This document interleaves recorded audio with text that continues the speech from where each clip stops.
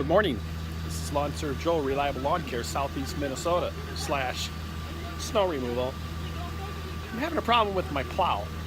Last week, the last customer, I went to clean his driveway out and I got 99.9% of it done, and I noticed that when I lifted my plow, it was kind of slow.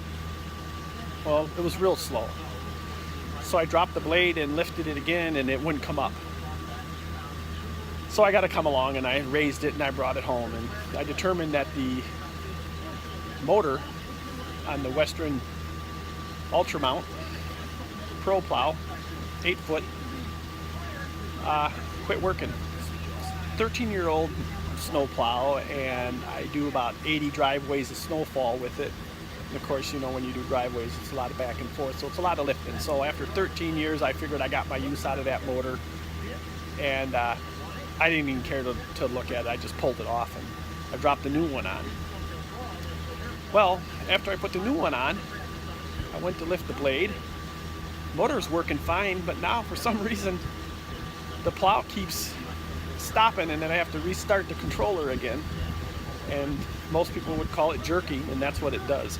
So I'm going to show you what it's doing, and if you guys can help me out in any way, let me know. I'd hate to start tearing apart, putting parts into it that I don't need to for no reason other than some simple fix. Okay, what I've got right now is the plow ready to move. I'm going to go right angle, left angle, let you watch what it does, and then I'll drop it and raise it. Now I'll be using the controller from the truck so I can kind of stand outside. Okay, I've got my controller in my hand. I know you can't see me, but I'm going to hit the right angle. It stops. And I hit it again, it stops. I hit it again, it stops. Okay, now I'm going to bring it back. It does the same thing. Tap it when it coats, you get through without it jerking. Okay, and I'm basically, I just have to keep hitting the controller button left and right. You can hear it jerking. Okay, now I'm going to straighten it out. I'm going to drop it. Lift it again. It's on float, so I'm going to lift it. It caught right there. Caught right there. And it comes up. I caught again. Caught again. And I know if I hold the button, it might burn it away.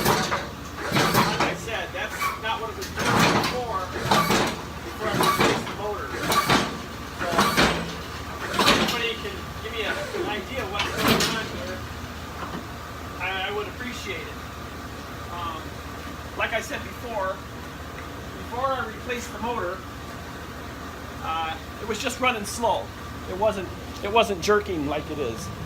And well, you know, here's the motor I just replaced. It's the stock motor for the plow. It's not an aftermarket. So everything should be the same. All I did was pull the old motor off and put the new motor on.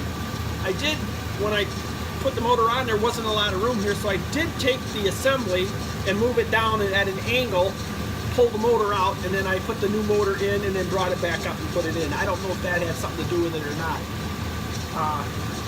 What I'm probably going to do next is I'm going to take those valves on the side here and I'm going to loosen them up, take them off, and run some oil out of them and then put them back on. That's my next thing I'm going to do. But like I said, if anybody can kind of diagnose the situation for me, I'd really, really appreciate it. It's no big deal, but you know, the dealer for this is 30 miles away, and I just hate to drive all the way down there with the plow, have it sit for a day, and then have a $500 bill on a plow that's 13 years old. Doesn't make much sense. So you guys can leave comments in the comment section. I'll read them. Hopefully I won't even use it anymore this year, but I don't want to go through the winter, through the summer, knowing my plow's in the back of my garage and I need to do some work on it. So you guys have a good day.